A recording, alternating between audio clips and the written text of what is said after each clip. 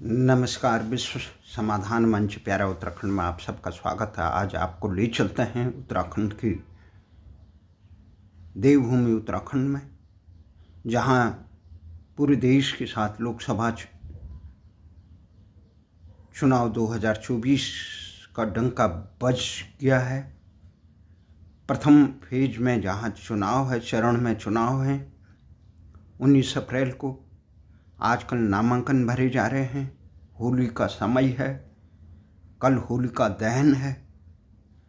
राजनीतिक दल अपने उम्मीदवारों की सूची जारी कर रहे हैं। कल भारतीय जनता पार्टी ने भी मध्य रात्रि में प्रधानमंत्री के नेतृत्व में भाजपा मुख्यालय में अपनी सूचियों को अंतिम रूप दिया। वहीं कांग्रेस ने रात की 11:15 बजे के करीब अपनी 3 दर्जन से अधिक प्रत्याशियों की सूची जारी की, जिसमें बहुप्रतीक्षित 2 नाम उत्तराखंड से भी थे। 3 नाम उत्तराखंड से पहले ही 3 सीटों पर उत्तराखंड से कांग्रेस ने पहले कर जारी कर दिए थे। अल्मोड़ा पिथौरागढ़ संसदीय क्षेत्र से हमारे साथी प्रदीप टमटा जी, संघर्ष के साथी। वहीं गढ़वाल लोकसभा संसदीय क्षेत्र से कांग्रेस के पूर्व अध्यक्ष गणेश गोतियाल और टिहरी संसदीय क्षेत्र से युद्ध सिंह गुनसोला जी को मैदान में उतारा था। तो उसके बाद कायस लगाई जा रही थी कि आखिर हरिद्वार लोकसभा सीट पर, जहां कांग्रेस के दिग्गज उम्मीदवार हरीश रावत चुनावी जंग में थे, दावेदारों में माने जाते थे, और उधम सिंह नगर में सबसे मजबूत दावेदारों में माने जाते थे यशपाल आर्य। आखिर इन दोनों मजबूत दावेदारों के होते हुए कांग्रेस समय पे अपनी प्रत्याशियों की सूची जारी क्यों नहीं कर पा रही है? आखिर किस उधेड़ बुन में कांग्रेस है? काफ़ी कायस लगाए जा रहे थे। कल शाम को हम संसद की चौखट प्रेस क्लब ऑफ इंडिया पर बैठे हुए थे। देश के अनेक उत्तराखंड से समर्पित और देश के लिए चर्चित नामों में सर्वोच्च न्यायालय के वरिष्ठ अधिवक्ता अवतार सिंह रावत, जो राज्य निर्माण के प्रमुख ध्वजवाहक भी थे, भाजपा नेता राजेश्वर पैन्युली टिहरी क्षेत्र के, वहीं अभिनव कलुड़ा यूएनआई के वरिष्ठ पत्रकार हैं, समर्पित हैं। इसके साथ वरिष्ठ भाजपा नेता, देश के चिंतक और उत्तराखंड से लेकर दिल्ली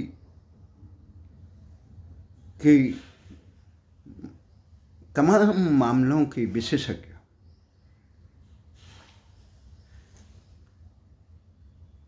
जगदीश मंगाई जी और उत्तराखंड से जुड़े हुए देश के वरिष्ठ पत्रकार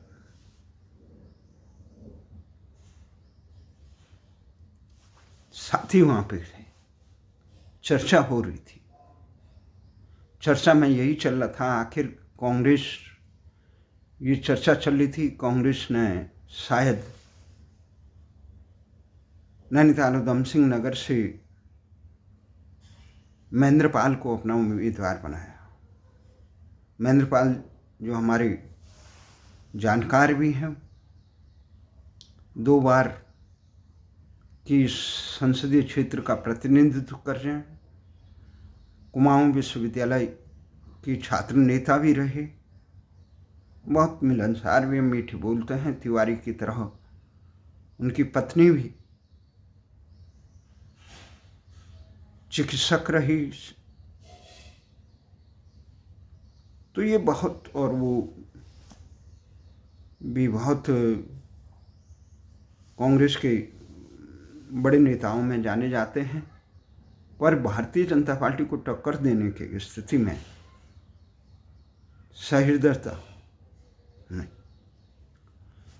तो इसी उधेड़बुन में अब ये सुबह से, अब रात के 11 बजे तक मैं बैठा था,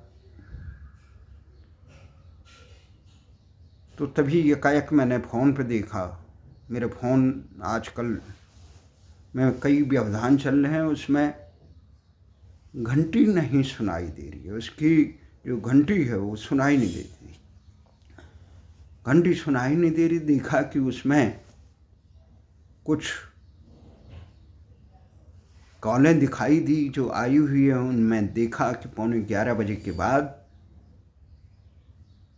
वरिष्ठ भाजपा नेता जगदीश मंगाई के फ़ोन। मैंने कहा इस रात में जगदीश जी ने फ़ोन किया, कोई ज़रूरी बात होगी। मैं फ़ोन लगाया तो जगदीश ने कहा, भाई ये नैनीताल संसदीय क्षेत्र पे जो हम चर्चा कर रहे थे, तो यहाँ नया ही नाम आया, कोई प्रकाश जोशी है।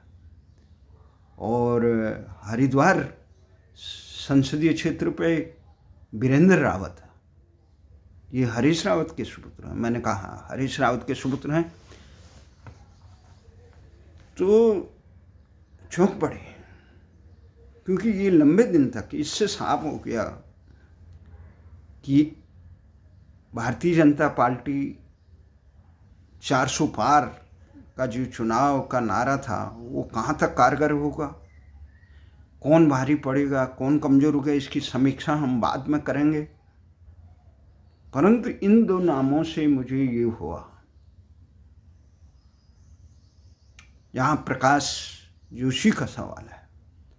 प्रकाश जोशी कांग्रेस के मूल संगठनों के समर्पित नेता रही। उत्तराखंड राज्य आंदोलन के समय वो गुजरात में शायद कार्यरत थे, वहाँ से अपना पता लिखाते थे। एक बार अंशदान भी दिया उन्होंने 5,000 रुपये का, उस समय जिस समय उत्तराखंड आंदोलन चल रहा था, शायद मुझे ऐसा लग रहा, अंशदान दिया उन्होंने। और गुजरात वाले वो अहमद पटेल के भी करीब थे। मुकुल वासनिक जो कांग्रेस के तमाम आनुवंशिक संगठनों को के मूल संगठनों की रीढ़ के ध्वजवाहक हैं, मुकुल वासनिक, उसके साथ और उनके साथ जुड़े हमारे राज्य आंदोलन के में तत्कालीन छात्र नेता राजपाल बिष्ट, और जो आजकल भारत जोड़ो यात्रा में भी शामिल थे राजपाल बिष्ट। तो मुझे ये लगा कि कांग्रेस ने अपने मूल संगठन के लोगों को टिकट दिया। हारे ये जीते इसकी चिंता छोड़कर राहुल गांधी ने जो समर्पित लोग हैं उनको दिया। जहाँ तक हरीश रावत का बात है, वो चुनाव नहीं लड़ना चाह रहे थे। किन कारणों से नहीं लड़ना चाह रहे थे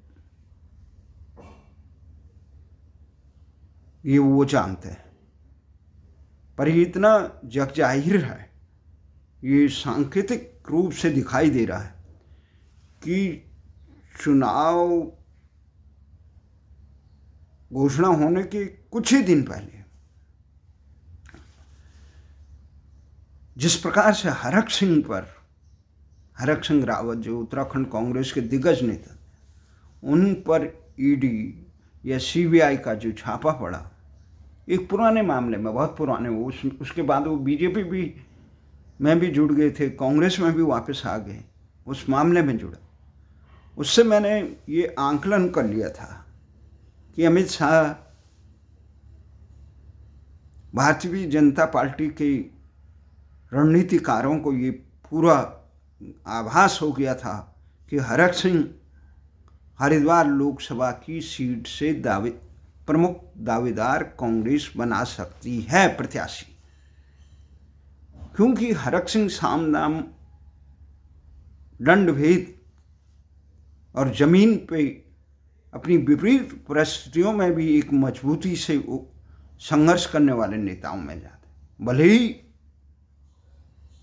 नैतिक अनैतिक वाद विवाद में सदा उलझे रहे, वो प्रदेश के लिए हितकारी हैं अहितकारी, ये अलग बात है, परंतु जमीन पे संघर्ष बड़ी मजबूती से करते हैं। उससे जनता वो अपना मतदान दे न दे, पर वो अपनी उपस्थिति मजबूत करे। यह भाव का शायद भाजपा जनता पार्टी के रणनीतिकारों को काफ़ी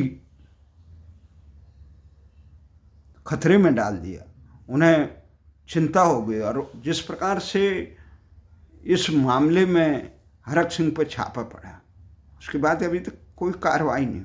सर्वोच्च न्यायालय में भी इस मामला का उठा। हरक सिंह ने चुनाव लड़ने से हाथ खड़े कर दिए। शायद हरक सिंह के चुनाव लड़ने से हाथ खड़े करने से नैनीताल के प्रबल दावेदार समझे जाने वाले यशपाल आर्य ने भी हाथ खड़े कर दिए। यशपाल आर्य भी जिन अघोषित कारणों से भारतीय जनता पार्टी में शामिल हुई, फिर वापस आई, उसके बाद ऐसा लगा कि वो भी सहम गए। और हरीश रावत जो कई विवादों में भारतीय जनता पार्टी ने फंसाए हैं, जबकि मामला होना चाहिए था किसने ये सरकार तोड़ी, पर मामला हो रहा है कि आपने अपने लोगों को कैसे बचाया। बहुत अजीबोगरीब, चित भी मेरी पट भी मेरी कौड़ी मेरे बाप की, काला बाबा कहते थे। बहुत देश के बहुत समर्पित राजनेता थे, इलाहाबाद कोराओं के। वो कहते थे देवी चित भी मेरी पट भी मेरी कौड़ी मेरे बाप की। साम दाम दंड भेद से चुनावी रणनीति को लड़ते हैं भारतीय जनता पार्टी के लोग। और जिस प्रकार से कांग्रेस के बड़े दिग्गजों ने हाथ खड़ा किया, उसके पीछे कहीं ना कहीं मुझे इस बात का आभास लगता है, पूर्वानुमान लगता है, अपना ये कांग्रेस के तमाम नेता भारतीय जनता पार्टी के उस प्रहार से, जो हरक सिंह पे हुए प्रहार से सहम गए और वो किसी कारणों से चुनाव नहीं लड़ना चाहते। जिस प्रकार से मैं देख रहा हूँ, तमाम लोग कमलनाथ से लेकर ये राजस्थान के पूर्व मुख्यमंत्री गहलोत, अशोक गहलोत से लेकर पायलट से कई दिग्गज नेता नहीं लड़े। हमारे मित्र कह रहे थे कि भाजपा नेता भी नहीं लड़ना चाहते हैं, भाजपा नेता अधिकांश लड़ना चाहते हैं। हो कि जहाँ जमीन पे नहीं दिखे, जैसे गुजरात के 2-3 नाम आ रहे हैं कि वर्तमान सांसद थे और चुनाव नहीं लड़ना चाहते थे, वो अलग कारण हो सकता। परंतु भय के बिना तो हरीश रावत ने अपने बड़े बेटे वीरेंद्र रावत को नाम हरिद्वार में, ये चर्चाओं में बहुत पहले से चला, खबरों में छन के आ रहा था कि हरीश रावत खुद नहीं अपने लड़के लिए पैर हुए। तो यह एक प्रकार से, भले ही भारतीय जनता पार्टी इसे अपने के लिए वरदान मान रही है, पर हरीश रावत, मुझे तो ये लग रहा था कि हरीश रावत खुद लड़ेंगे, परंतु किन कारणों से नहीं लड़े, ये उन्होंने राजनीतिक रूप से उनकी भूल रही या उनका राजनीति का एक पासा रहा है, ये तो चुनाव परिणाम के बाद पता चलेगा। परंतु इतना निश्चित है कि हरीश रावत अगर चुनाव मैदान पे उतरते तो निश्चित ही भारतीय जनता पार्टी के लिए वहाँ बहुत बड़ा परेशानी खड़ी हो जाती, क्योंकि हरीश रावत का मुस्लिम समुदाय से, दलित समुदाय से, सपा से, बसपा से, हर एक नेताओं से बहुत अच्छे संबंध हैं और ज़मीन में कार्यकर्ताओं से, इसके अलावा ज़मीनी कार्यकर्ताओं से भी बड़े अच्छे संबंध हैं। और हरीश रावत एक नेता है, भले ही जिन्होंने उत्तराखंड की दिशा और दशा को वो दूर करने का काम निर्णय नहीं ले पाए, परंतु उस दिशा पे बोलने का साहस करने वाले एकमात्र नेता, चाहे राजधानी गैरसैंण हो, भू कानून पर मूल निवास का हो, अंकिता भंडारी प्रकरण हो, जनसंख्या पर आधारित विधानसभा परिसमन हो, भूलों में उनका भी वो हाथ रहा, परंतु उन भूलों के बावजूद जनता के सुर में सुर मिलाने का एक लोकतांत्रिक नेता का जो होता है, उत्तराखंड में ये काम जो अग्रणी नेताओं में है वो केवल हरीश रावत में दिखाई देता है। और कुछ कमियां हैं जिसका हम जिस समय उनकी सत्ता थी हम संघर्ष करते रहे, उनसे झगड़ते रहे कई मामलों में। उनकी वो भूल उत्तराखंड के लिए बड़ी भारी पड़ी, परंतु इसके बावजूद वो उत्तराखंड के वर्तमान समय में एकमात्र ऐसे नेता है।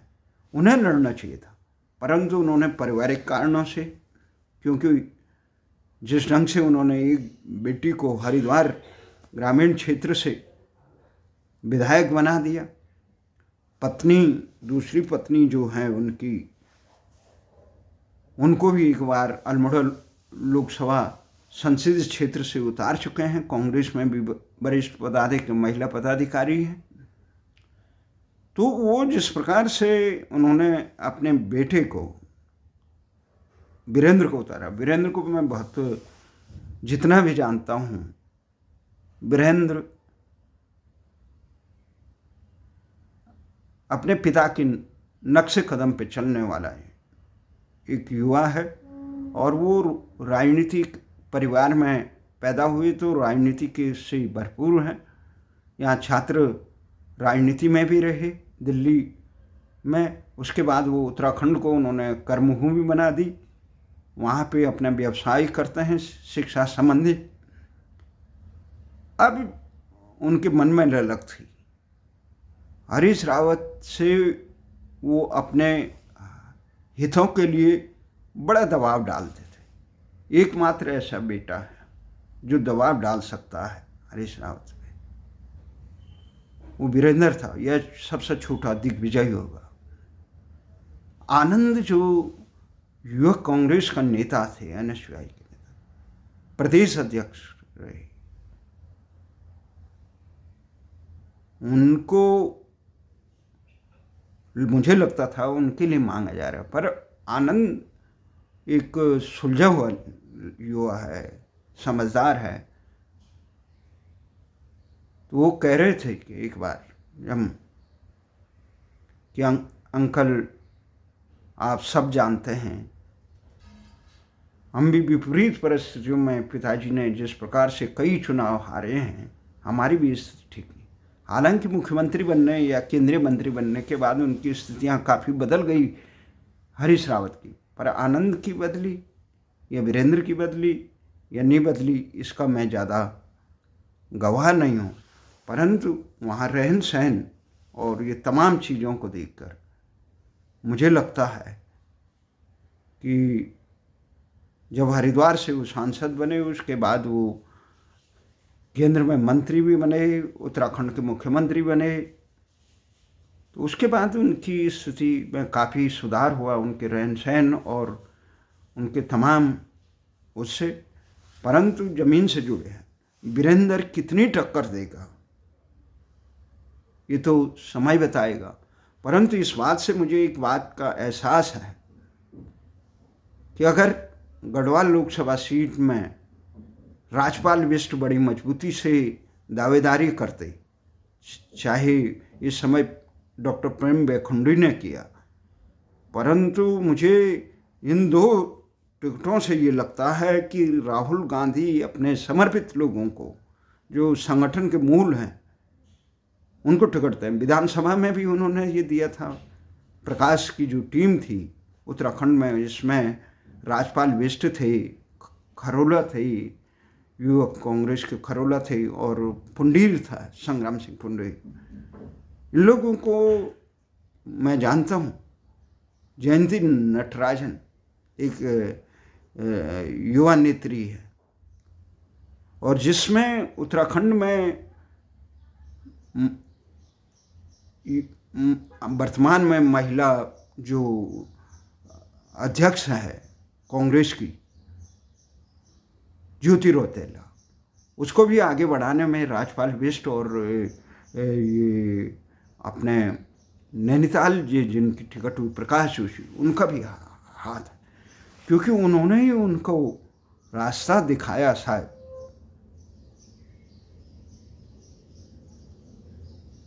ये जो फ्रंटल ऑर्गेनाइजेशन के मुकुल वासनिक से लेकर ये केंद्रीय, और उसी के दमखम से वो नैनीताल वहाँ लैंसडाउन क्षेत्र में उतरे, धुमाकोट क्षेत्र में भी विधायक। तो ये शो करता है कि अगर राजपाल बिष्ट वे मांगते तो उनकी टिकट भी हो सकती। तो ये जो युवाओं को आगे बढ़ाने, युवा कितने समर्पित होंगे, वो चुनावों को कितना प्रभावित करेंगे, पर ये जरूरी है। प्रकाश जोशी जो वहाँ से नैनीताल संसदीय क्षेत्र के इस समय प्रत्याशी, वो नैनीताल संसदीय क्षेत्र के एक विधानसभा से, कुमाऊं मंडल की एक विधानसभा से उम्मीदवार भी रह चुके हैं, एक दो बार शायद हार भी चुके हैं, परंतु मिलनसार हैं, मुद्दों को समझते हैं, कांग्रेस की रीढ़ की हड्डियों के हैं। चुनाव में कितनी टक्कर दे वो अलग है, पर राहुल गांधी ने एक संदेश दिया इससे कि वो अपने समर्पित लोगों को आगे, जिस प्रकार से वो मध्य प्रदेश में जयंती नटराजन को आगे लड़ाने की सोच रहे थे, परंतु दिग्विजय और कमलनाथ की जोड़ी ने राज्यसभा में नहीं भेजने दिया, उसका उन्हें दुख होगा, परंतु उन्होंने इस समय मजबूती से भेजा, इसलिए ये लंबे लटकाए रखा, अंतिम समय तक लटकाए रखा। वहाँ पे दावेदार, नैनीताल लोकसभा सीट में जो दावेदार बताए जा रहे थे, उनमें यशपाल आर्य का नाम उछल रहा था, पार्टी चाहती यशपाल आर्य, जो सर्वे थे उसमें भी सबसे ज़्यादा यशपाल आर्य के लिए नाम आ रहा था। वहाँ रणजीत रावत दम ठोक रहे थे, वहाँ कापड़ी, भुवन कापड़ी दावेदारी कर रहे थे, जिन्होंने वर्तमान मुख्यमंत्री को खटीमा विधानसभा चुनाव में हराया था। वहाँ दावेदारी कर रहे थे रणजीत रावत के विश्वासी महेंद्रपाल सुलझे हुए नेता रहे, परंतु वो टक्कर अजय भट्ट को या मोदी की इस लहर में कितना दे पाते हैं कांग्रेस के घोषित उम्मीदवार। वह भले ही लोग वरदान मानते हैं कांग्रेस की इस जोड़ी को, परंतु चुनाव परिणाम क्या होंगे, अमित शाह का पराक्रम कितना चलेगा, मोदी की लहर कितनी चलेगी, और हरिद्वार से त्रिवेंद्र रावत अपने कितना पराक्रम हो। त्रिवेंद्र रावत और गढ़वाल लोकसभा सीट के दावेदार अनिल बलूनी पर मुझे पूरा विश्वास है, वो पूरे अपने दमखम से ज़्यादा, उन्हें पूरा भरोसा जब ये हो गया मोदी लहर में वो जीत जाएंगे, तब उन्होंने इस विकट सीटों से दावेदारी की। उन्हें अमित शाह के पराक्रम का भरोसा था। जिस प्रकार से हरिद्वार सीट में कांग्रेस के वर्तमान अध्यक्ष मेहरा भी मांग रहे थे, वो हाशिए था, परंतु दमखम जो हरीश रावत दिखा सकते हैं वो दमखम वीरेंद्र रावत दिखा पाएंगे। कल जिस प्रकार से हरीश रावत के करीबी सिपह सलार ये हरपाल रावत ने मीडिया में संकेत दिया, मेरे से दूरभाष से बात हुई, वर्तमान में एकमात्र बहुत ऐसे रणनीतिकार हैं हरीश रावत के, हरिपाल रावत, उन्होंने लिखा था कि हरीश रावत और वीरेंद्र रावत वहाँ पहुँचेंगे। उससे मुझे लग गया था कि कहीं इन आरोपों में सच्चाई हो, जो कह रहे थे कि हरिद्वार से हरीश रावत अपने बेटे के लिए मांग रहे हैं, खुद के लिए नहीं। ये हो सकता है। कहाँ तक ये चुनाव परिणाम प्रभावित करेंगे।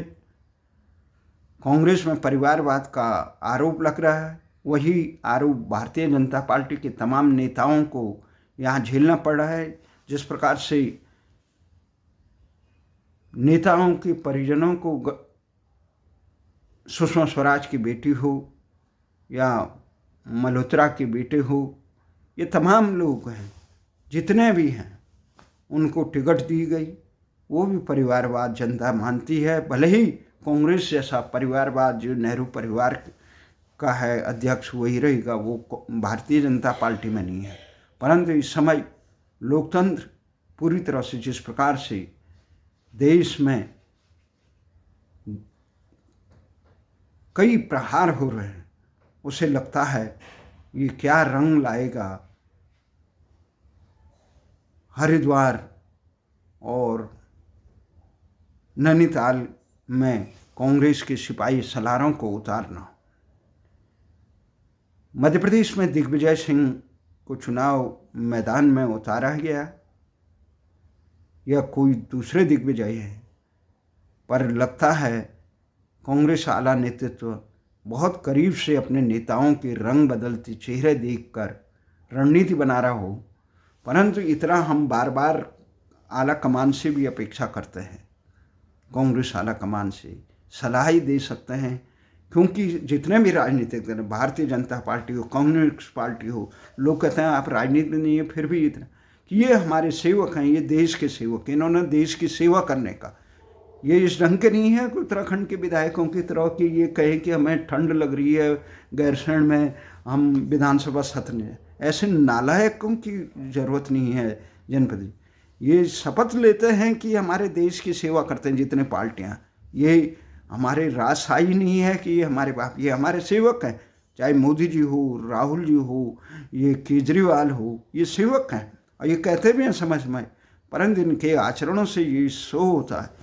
ये लोकशाही में जनभावनाओं का आदर करने का, उत्तराखंड में जनभावनाएं जिस प्रकार से दम तोड़ रही है राजधानी गैरसैंण के लिए, दम तोड़ रही है भू कानून के लिए, दम तोड़ रही है अंकिता भंडारी के गुनाहगारों को सजा देने के लिए, सबसे बड़ा सवाल यही है कि उत्तराखंड के लोग जिस प्रकार से उत्तराखंड में भारतीय जनता पार्टी मोदीमय माहौल है, उसमें उत्तराखंड की अस्मिता का सवाल पे जनता अंकिता भंडारी के सवालों को कहाँ हाशिए में रखती है। ये चुनाव मुद्दे उत्तराखंड के लिए कहाँ साबित हुए। उत्तराखंड क्रांति दल ने भी अपने प्रत्याशियों का इन पे उतारा है।